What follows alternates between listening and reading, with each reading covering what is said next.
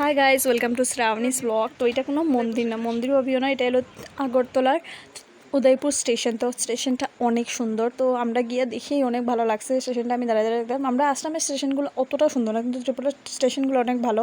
আর দেখো, আমরা স্টেশন থেকে আইয়ে 2 থেকে 3 মিনিট লাগবো মন্দিরের মানে তো সামনে বহুত সামনে। তো মন্দিরে আইয়ে দেখবা মানে মন্দিরের বাইরে অনেকগুলো মানে পুজোর সামগ্রী সব কিছু লাগানো আছে। তো আমরা এখান থেকে কিছু নিছি না, কারণ আমরা এখানে পূজা দিছি না। দেখো, মায়ের মন্দিরটা অত ভালো লাগছে যাওয়ার পরে, দেখার পরে।